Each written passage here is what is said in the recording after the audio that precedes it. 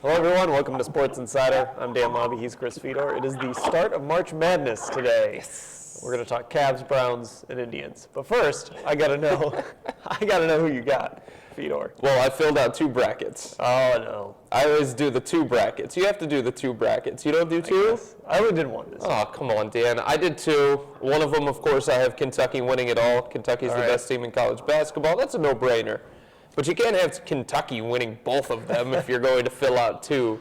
So the other team that I have in my non-Kentucky bracket is Arizona. All right, there we go. All right, let's bring in Chris Haynes, our Cavaliers beat reporter. Yeah, just move on. Oh, I got okay. Kentucky. All right, yeah, move on. I went with the easy pick. Yeah, of course.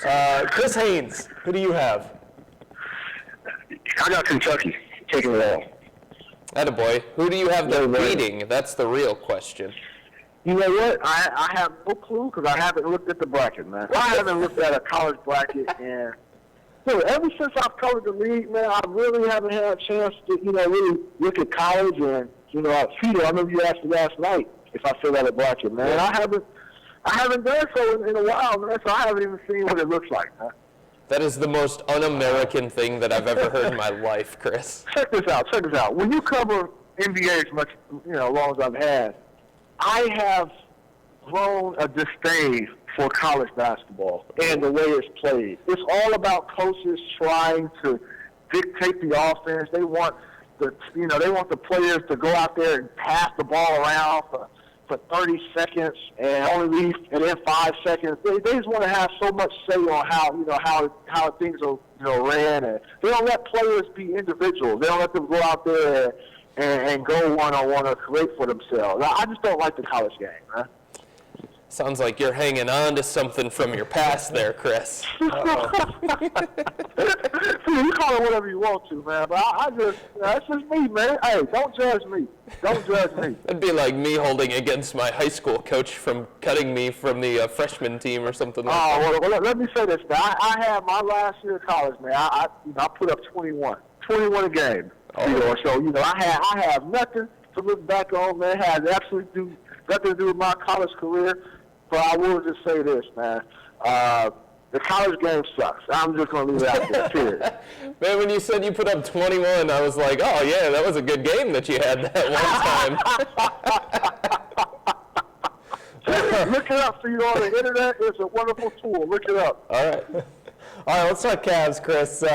Last night, the Cavaliers do what they're supposed to do against Brooklyn.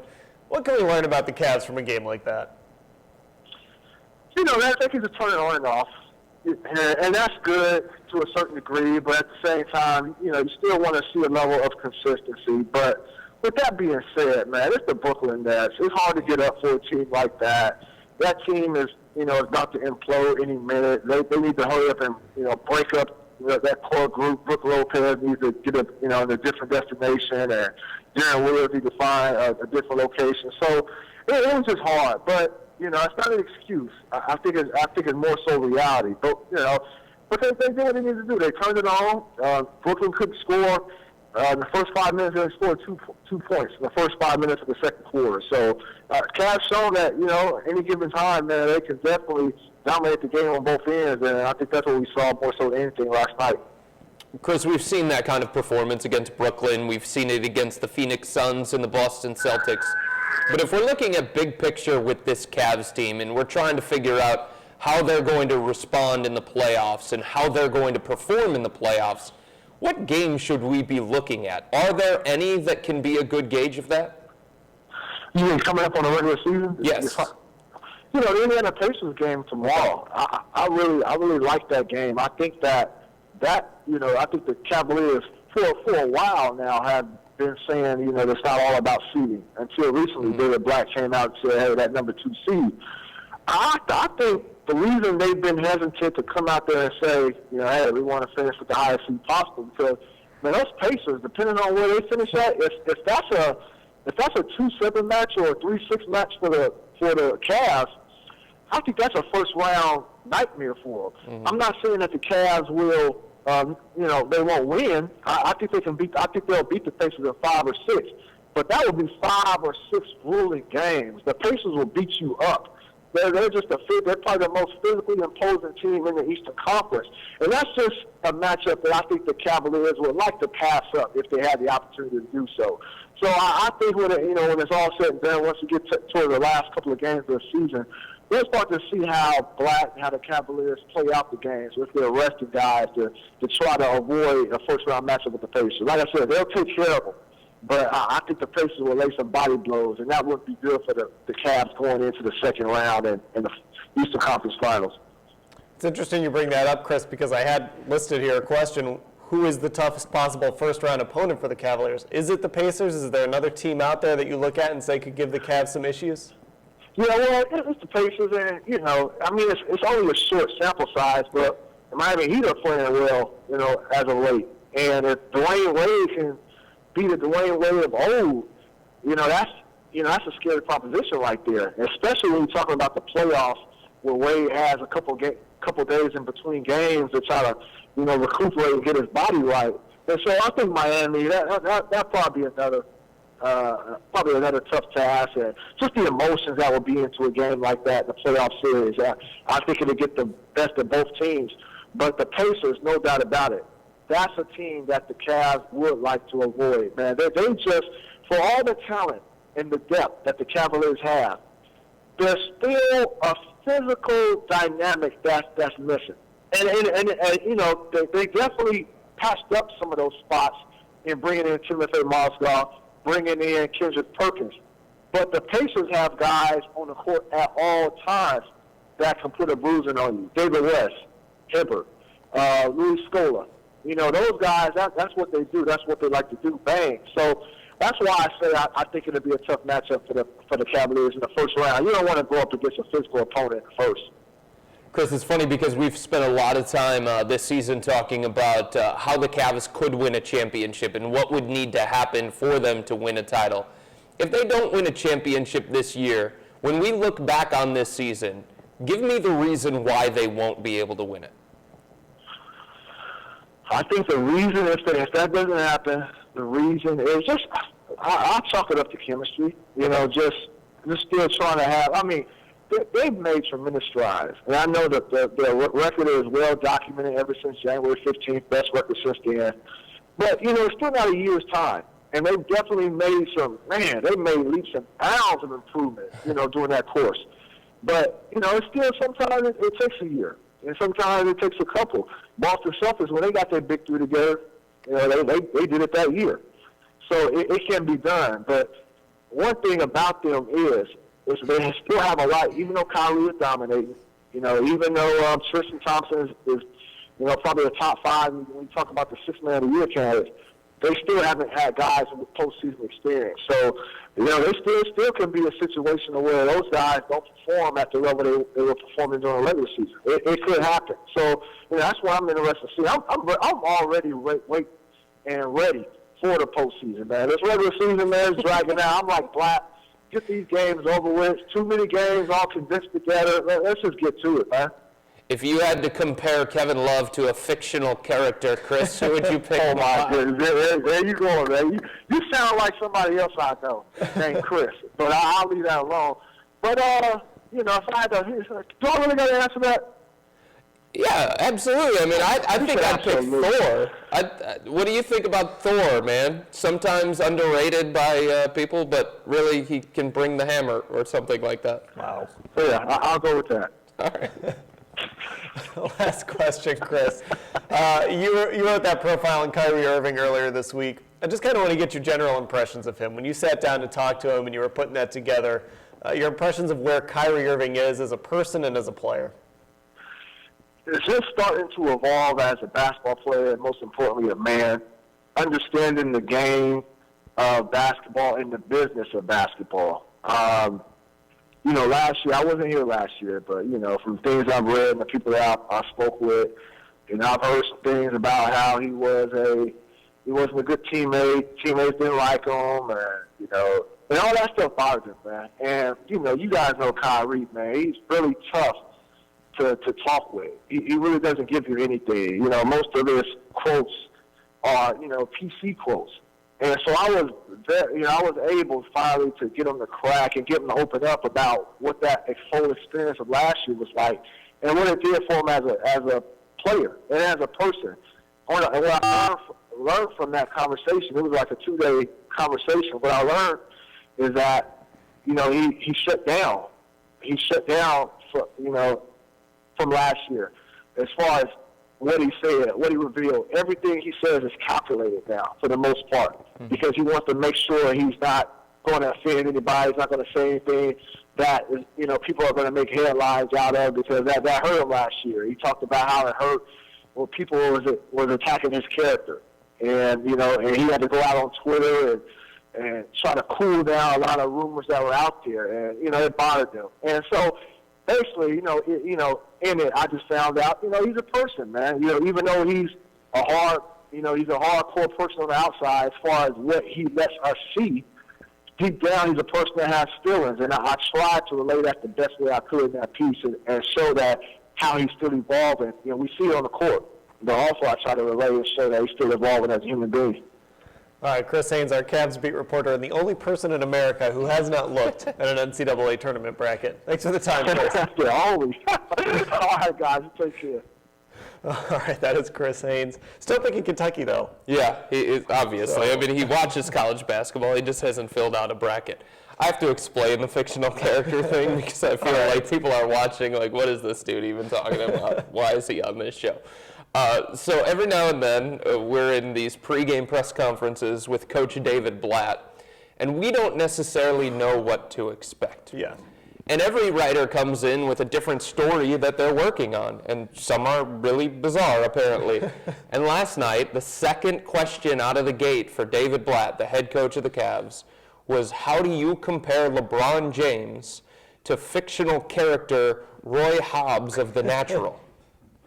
I swear, that was the question. And David Blatt was really into the question, because he's talked about how he liked The Natural before, and he reads a lot, and he watches a lot of movies. So I decided that I'd ask Chris to compare Kevin Love to somebody. All right. Just so everybody knows where that one came from. Let's talk Browns. We'll bring in Mary Kay Cabot, our Browns beat reporter. And just like we asked Chris Haynes, Mary Kay, who you got in the NCAA tournament?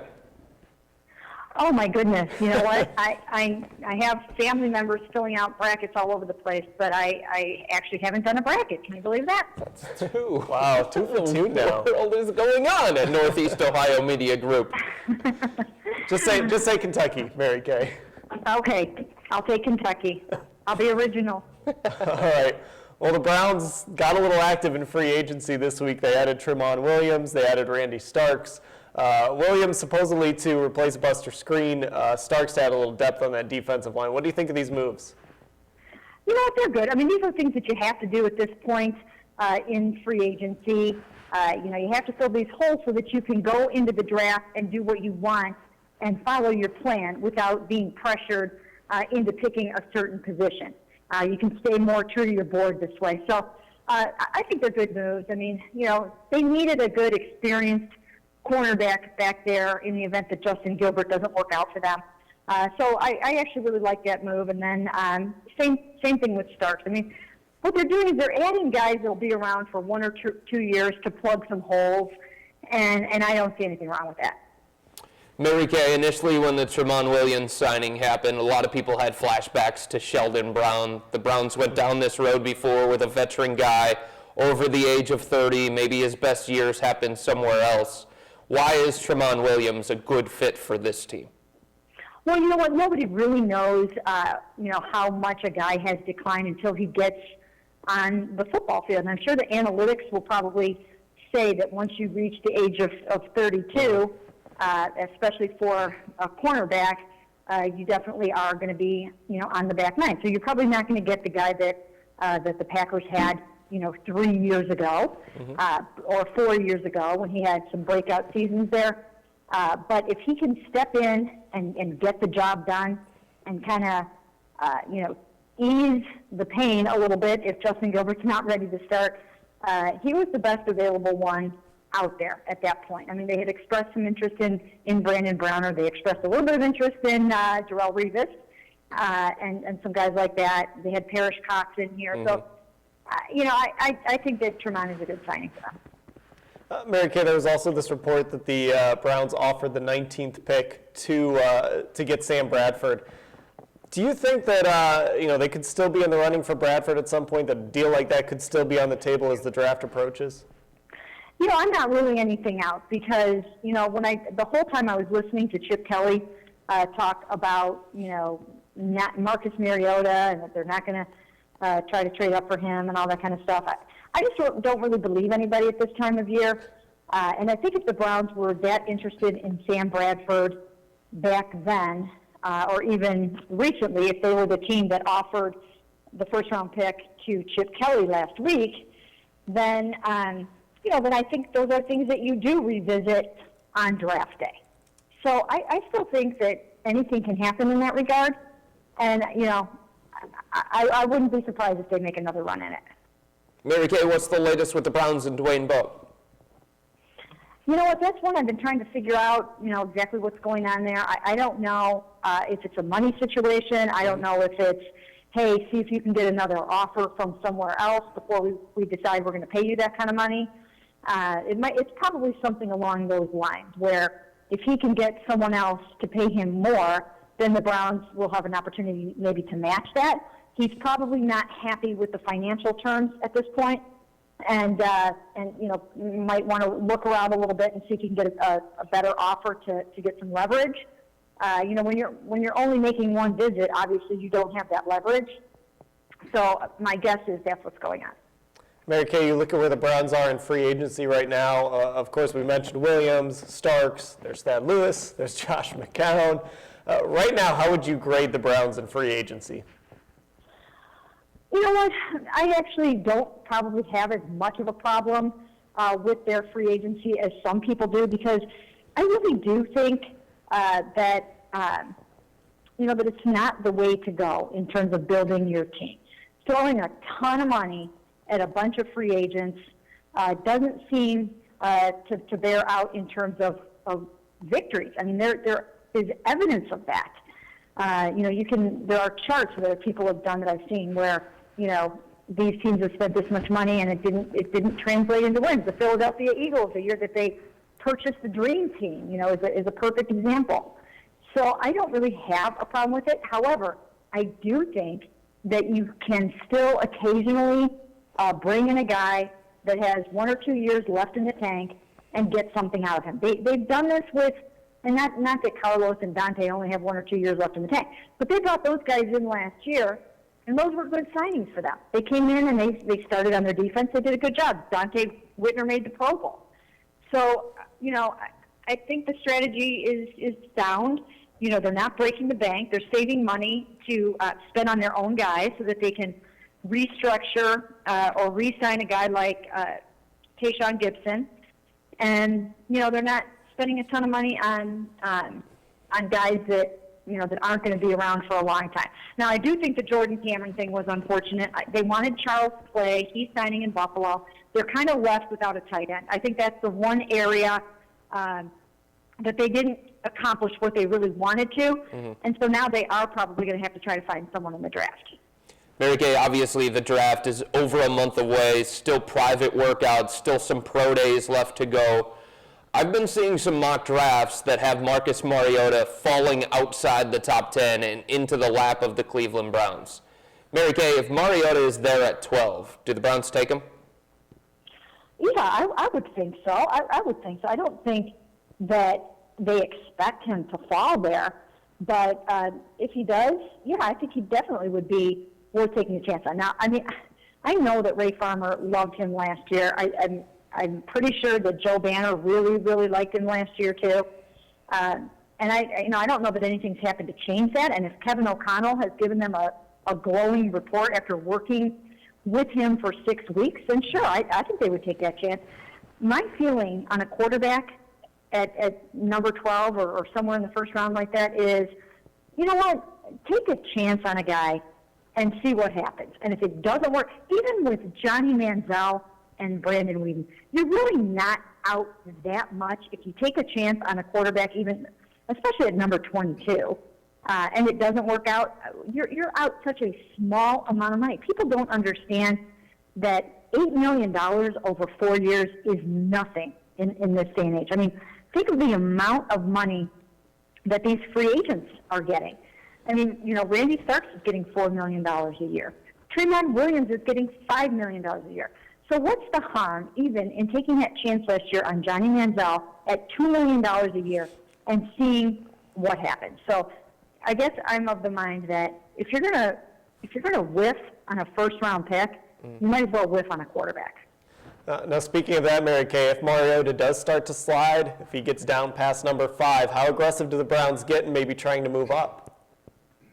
Once again, if they like him, and again, I actually need to study a little bit more film and to talk to some more people over the next 3 or 4 weeks. I haven't, decided in my mind yet and even if I thought I knew what I would, how I felt about him, I don't think anybody can say with any certainty that he's, going to be a successful NFL quarterback. He's a projection, just like a lot of them are. Yeah. But if they really like him as much as they did last year, and he starts to slide like that, I would absolutely 100% trade up together. And it was funny when Chip Kelly said the other day, oh, he's the best quarterback in the draft. But you know what? We're not going to mortgage our future. Yeah, I felt like saying, yeah, well, Chip, why would you mortgage your future for the best quarterback in the draft that could win, championships for you? Why would you do that? Why would anybody? I mean, I'm being sarcastic, but absolutely, if you think he's the guy, do whatever you have to do to get him. All right, Mary Kay, thanks for the time. Thank you, guys. Marcus Mariota. We're going to talk about this pretty much from now until April 30th, what the Browns will do if they really want Marcus Mariota, what they'll give up to get him. It wouldn't surprise me if they tried to make a big deal to go get him. Wouldn't surprise me either, especially because if you think about in this draft alone, Dan, there is no consensus third quarterback. Yeah. Everybody says 1 and 2 in some order, whatever way they have it. It's Winston, Mariota. And then if you ask somebody, hey, who's the third best quarterback in the draft? Ask 10 people. Guarantee you get 10 different answers. Somebody's going to tell you Garrett Grayson. Another person's going to tell you Bryce Petty. Another person's going to tell you Brett Hundley. Someone might even tell you Blake Sims from Alabama. So when you have a gap that large, obviously I think that's going to make some teams get a little bit more aggressive and try and move up for that guy. And all those guys, when you start getting to that third guy, you talk about Mariota, he's a development guy, he needs help, but you start getting into Hundley, Petty, Grayson, you're talking years of work getting these guys ready to play. I want nothing to do with Bryce Petty. It's so funny because people are talking about him at his pro day.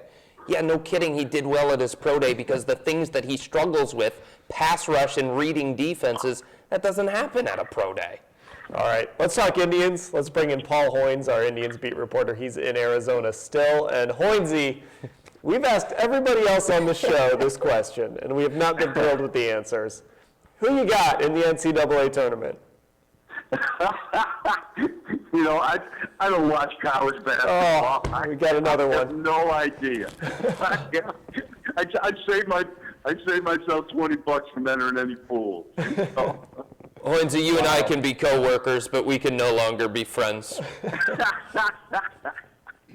All right, then we'll talk baseball, Paul. Let's talk about Lonnie Chisenhall. I was having a conversation with somebody about Lonnie, and we know that his glove is not spectacular. What does Lonnie have to do with his bat to justify having his glove at third base? I think he has to, be consistent. What we saw last year was not consistent. We saw a guy that was headed to the Hall of Fame for like 3 weeks, and then a guy that was headed to Columbus for the last, 7-8 weeks of the season. I think he needs consistency, and when you say consistency at the plate, I think you also need consistency in the field. I mean, I think they go hand in hand, and I think that's the key to me for Chisenhall.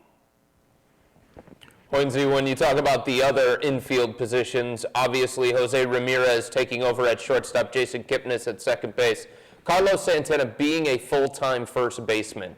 What is that going to mean to him? What is that going to mean to the Indians' defense this year? Well, I think it's going to help him and the Indians' defense. This is a guy that started last season as the opening day third baseman. He was the backup catcher as well. Sometimes he DH'd. If they needed him, he would go across the diamond to first base. I think his head was on a swivel a little bit. He was excited about playing third base. He worked hard in winter ball to get ready. Then he ran into some trouble. Chisenhall started hitting, and all of a sudden he was at first base while he was still backing up at catcher. And I think now, especially that he's no longer the backup catcher, that he doesn't have to worry about that. I think you're going to see him settle in at first base. I think that's going to help his offense.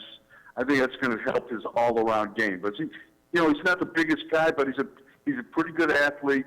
He moves around the bag pretty well, and I think he can be. He's going to be an average to above average first baseman. I believe that. Well, Hoynes, you got a chance. He visited with the Indians and talked to the media. Rob Manfred, the new commissioner of Major League Baseball, he talked about an international draft, talked about some other things. What are your impressions of this guy?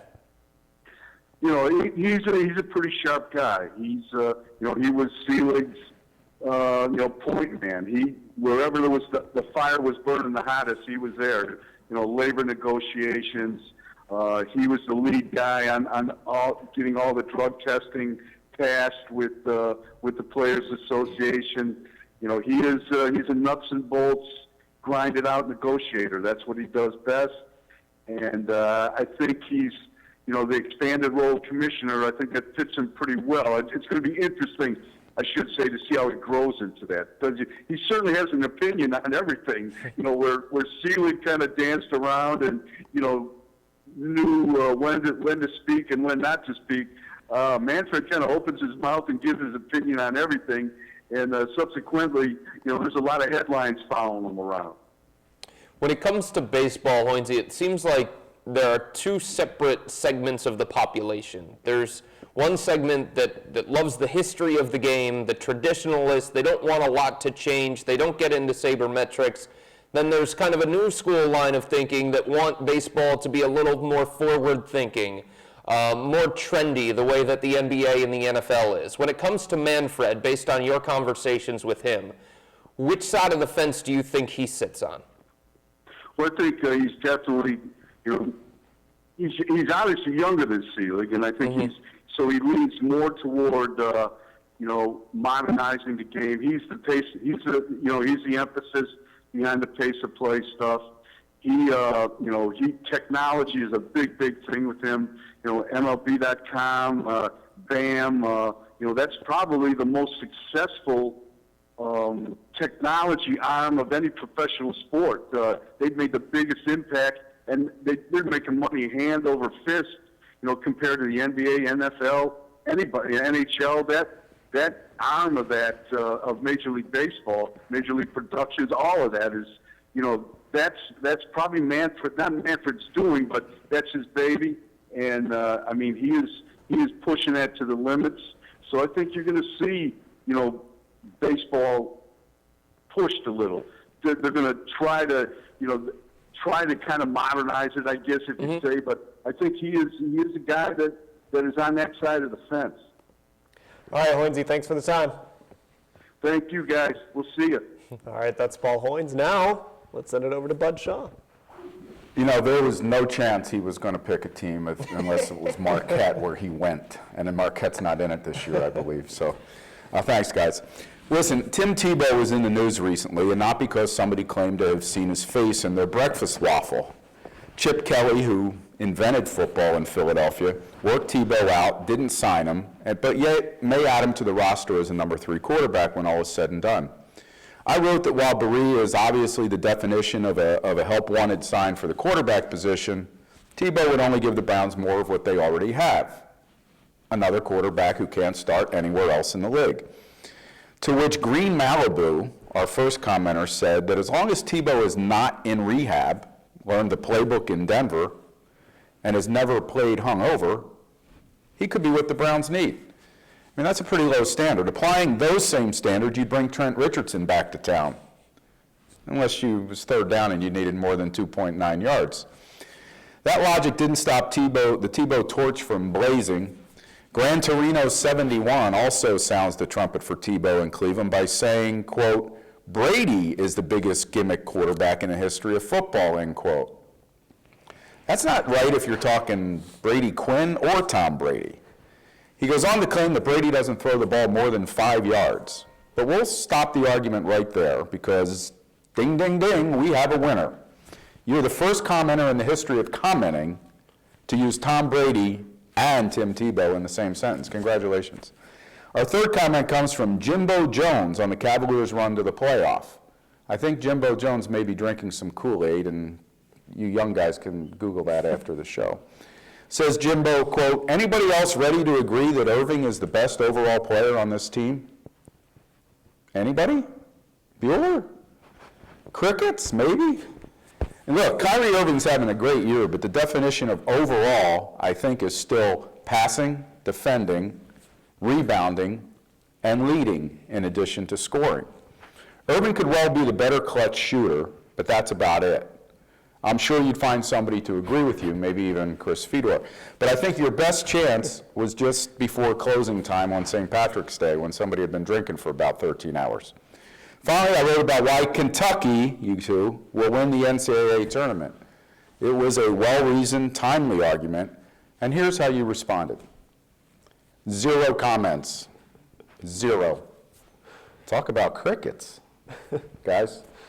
Of course, Kentucky. Everybody's picking Kentucky. That's right. Except for Fedor, who turned in 2 brackets. Yes. Didn't pick Kentucky in one of them. I got the impression, I think I saw eyes rolling, that you think Kyrie Irving's the best player on the team. No, Okay. no, All right. no, don't even lump me in that All right, category. thanks. I'm glad to hear that. As long as he's not sharing the court with, let's see, LeBron James, Russell Westbrook, Stephen Curry, Anthony Davis, James Harden. Who else can we do here? Yeah, Then you got Kyrie as the best player unless on his own LeBron team. leaves and goes back to Miami next year under pressure from Alonzo Mourning and Pat Riley. I'll tell you what we have to do.